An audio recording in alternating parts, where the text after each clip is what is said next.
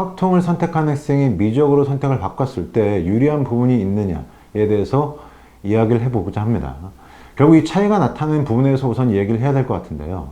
근데 실제 이제 수능에서의 선택 과목에서만 나오는 점수를 결과로 본다라고 하게 되면 확통을 선택하는 학생과 미적을 선택하는 학생의 실제로 원점수나 이런 부분의 차이는 별로 크지 않습니다.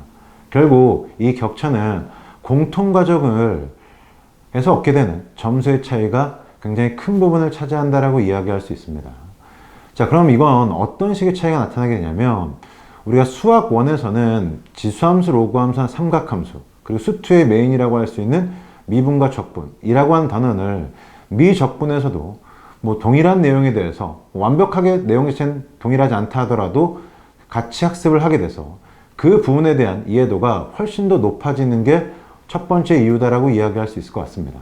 그 다음 두 번째, 작년 수능에서 나왔던 수학2 문제의 서양 자체가 기존의 문과 학생들이 가지고 있던 기출문제에서 나오는 연산을 통해서 함수를 해석하는 문제의 유형이 아니라 함수의 조건을 해석하는, 즉 이 부분은 그간 미적분을 선택했던 이과 학생들이 풀었던 미적분 문제의 문제 형태와 좀 비슷한 부분이 없지 않아 있는 부분이 있어요.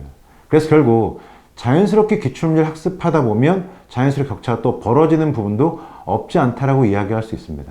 그러면 표면적으로 본다라고 하게 되면 당연히 미적분을 하는 게 기본적으로 훨씬 더 유리하다라고도 볼 수 있습니다. 하지만 이 부분은 학생의 지금 상태에 따라 좀 다르다라고 생각할 수 있을 것 같습니다.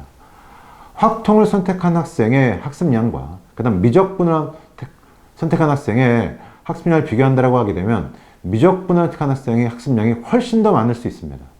그리고 실제로 한 3배, 4배 정도의 학습량이 필요하다라고 생각을 할 수가 있는데 문제는 게다가 자신이 처음 미적분을 선택한다면 그보다 훨씬 더 많은 시간을 필요로 할 겁니다.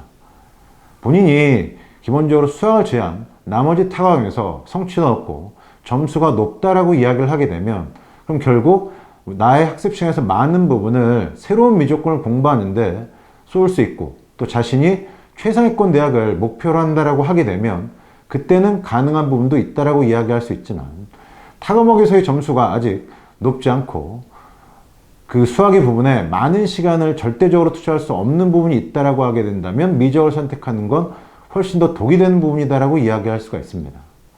결국 어떤 과목의 성적을 상승시키는 것은 기본적으로 그 과목에 자신의 학습 시간을 녹이는 과정이다라고 생각할 수가 있습니다. 자신이 처한 현실에 따라 자신이 처한 학습량, 자기가 할 수 있는 학습량에 따라서 기본적으로 선택을 하는 것이 정답이다라고 이야기할 수 있을 것 같습니다.